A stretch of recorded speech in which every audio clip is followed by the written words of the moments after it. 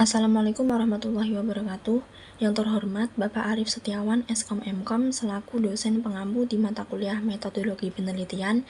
Di sini kami akan mempresentasikan tugas kelompok kami, proposal skripsi yang berjudul Website Pemilihan Jenis dan Spesifikasi Laptop berdasarkan kebutuhan pengguna menggunakan metode SAW.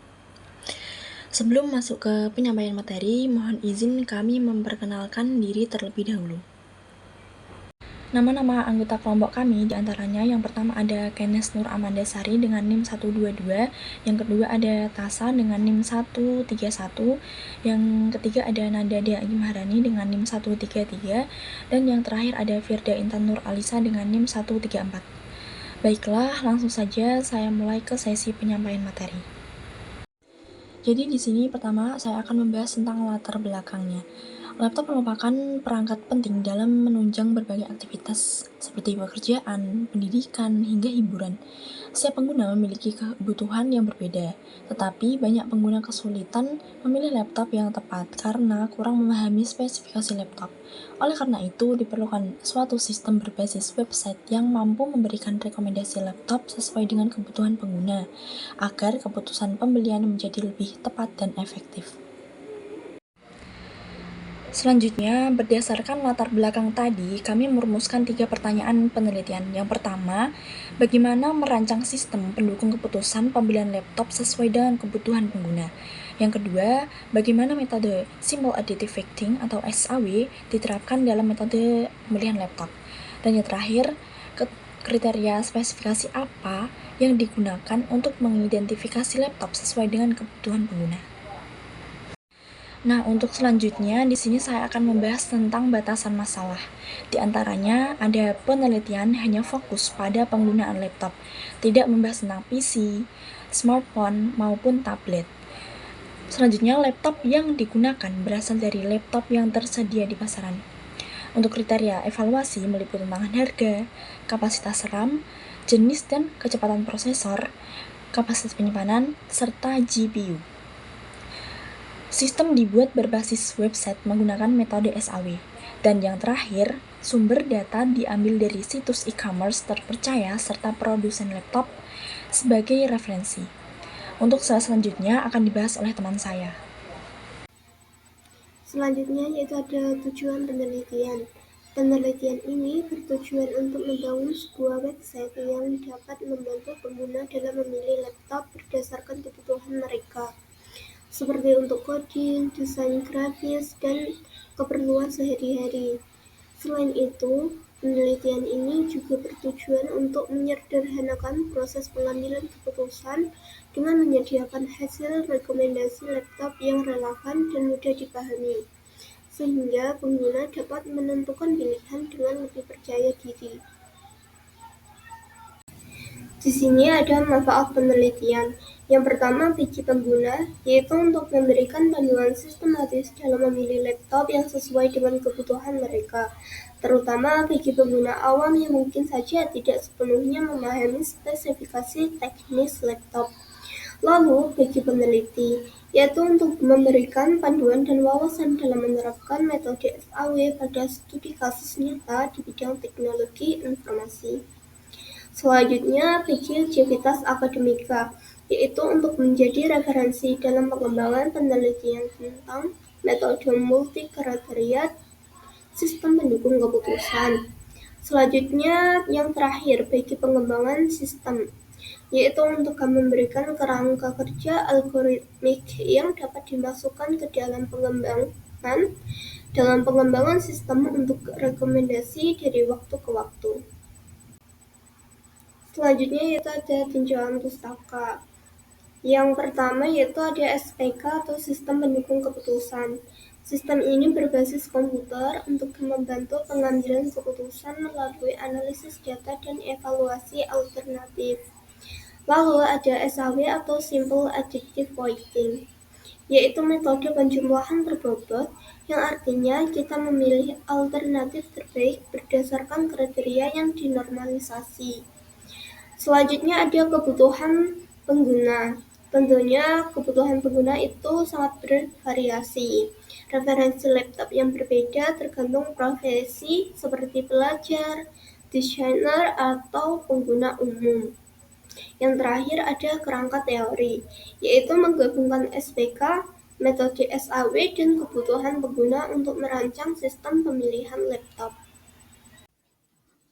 Oke teman-teman semuanya, jadi selanjutnya itu metode penelitian dalam pemilihan jenis laptop berdasarkan kebutuhan pengguna. Jadi metode penelitian dalam kelompok kami mengambil SAW yaitu Simple Additive Weighting, dan juga ada perancangan sistemnya. Yang pertama itu ada Simple Additive Weighting.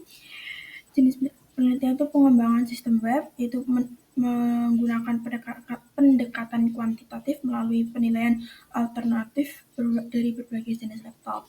Lalu yang kedua itu ada perancangan sistem, yaitu merancang sistemnya, alur sistemnya dengan seperti contoh pengguna akses web, terus sistem validasi input, terus ada proses SAW-nya, lalu yang terakhir itu ada output rekomendasi untuk laptop yang akan ditampilkan.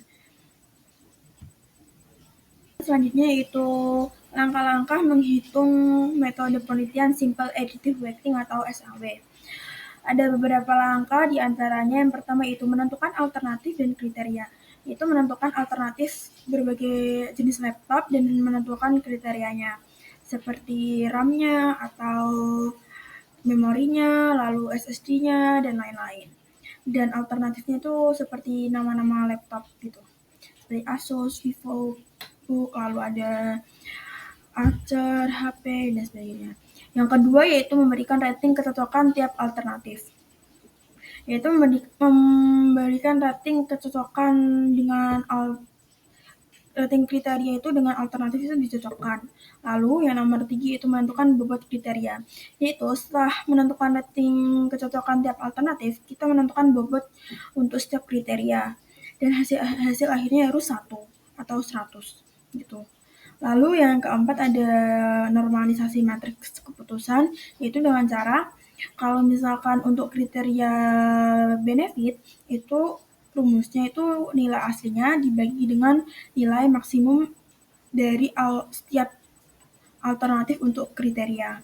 Lalu yang untuk tipe cost atau tipe biaya, yaitu rumusnya nilai minimum dari untuk nilai kriteria, nilai alternatif untuk kriteria dibagi dengan nilai aslinya. Oke, lalu selanjutnya itu menghitung nilai akhirnya. Setelah dinormalisasi tadi itu lalu di hasil normalisasi tiap kolom itu dikali dengan bobot tiap kriteria tadi. Lalu dijumlahkan semua dan ada hasilnya. Lalu yang terakhir yaitu menentukan peringkat akhir. Setelah tadi dijumlahkan, lalu itu ada urutan nilai-nilai dari setiap alternatif, dari misalkan dari 1 sampai 6 alternatif, lalu itu dibuat peringkatnya untuk nilai yang tertinggi. Gitu. Terima kasih. Oke, selanjutnya itu sistem use case dalam perancangan sistem pemilihan laptop berdasarkan kebutuhan pengguna. Yang pertama itu start dulu, mulai, lalu pengguna membuka website pemilihan jenis laptop, lalu sistem menampilkan form rekomendasi laptop tersebut berdasarkan kebutuhan penggunanya, lalu pengguna menginput dan submit form. Terus jika validasi input, jika misalkan tidak tervalidasi, akan menampilkan pesan error dan mulai menginput lagi dari awal. Lalu, jika tervalidasi, sistem akan menampilkan validasi input dan menyimpan data. Lalu, data preferensi dikirim ke proses SAW untuk proses perhitungannya. Lalu, setelah proses perhitungan SAW di sistem tersebut, sistem menyusun rekomendasi pemilihan laptop terbaik. Lalu, pengguna dapat melihat rekomendasi dan detail laptop sesuai dengan kebutuhannya. Lalu selesai. Terima kasih. Nah, selanjutnya adalah hasil dan pembahasan dari penelitian ini. Kami menggunakan metode Simple Additive Weighting, di mana kami mengambil 7 kriteria untuk sistem pengambilan keputusan pemilihan jenis laptop ini dengan 10 alternatif. 7 kriteria ini antara lain ada harga, RAM, penyimpanan, prosesor, CPU, layar, dan berat laptop. Di sini juga ada tipe masing-masing kriteria. Untuk harga sendiri itu cost, RAM itu benefit, penyimpanan prosesor GPU, layar itu benefit, lalu berat itu cost. Untuk 10 alternatifnya bisa dilihat pada tabel di sebelah kanan. Sebelum menormalisasi data, kita harus menentukan skor untuk rating kecocokannya. Di tabel sebelah kiri ini sudah ada skor kecocokan beserta keterangannya. Untuk skor 5 artinya sangat cocok, skor 4 artinya cocok, skor 3 cukup, skor 2 kurang cocok, dan skor 1 artinya tidak cocok. Nah, untuk di tabel sebelah kanan ini sudah terdapat setiap alternatif dan diberikan skor kecocokan berdasarkan rating kecocokan yang ada pada tabel sebelah kiri. Nah, setelah menentukan skor rating kecocokan dan sebelum melakukan normalisasi data, penting untuk menentukan bobot setiap kriteria berdasarkan kebutuhan pengguna. Jadi karena judul kami itu pemilihan jenis laptop berdasarkan kebutuhan pengguna, jadi di sini terdapat bobot yang berbeda untuk setiap kebutuhan. Ada desain grafis, coding, sekolah office, dan bisa ditambahkan untuk kebutuhan lain di pengembangannya nanti.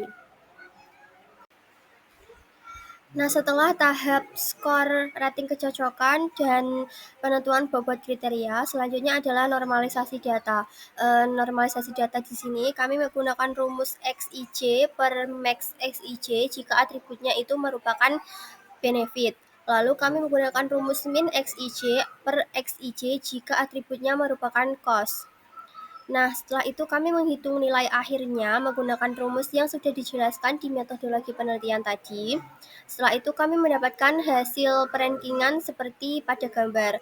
Di sini kesimpulannya, untuk penggunaan desain grafis, alternatif A4 adalah yang unggul atau tertinggi.